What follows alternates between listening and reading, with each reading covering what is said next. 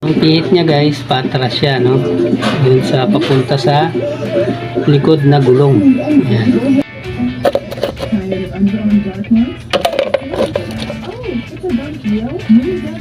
So yun, may itim na guys. Guys, welcome back again to my channel. So yun guys, bago nga pala ako magsimula, no?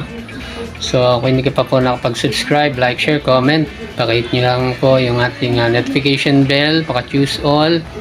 Yan, para updated po kayo sa aking mga videos. For today's video guys,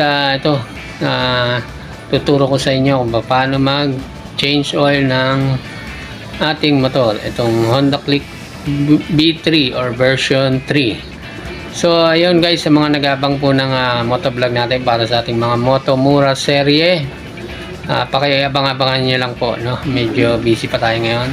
So yun guys, huwag natin patagalayan.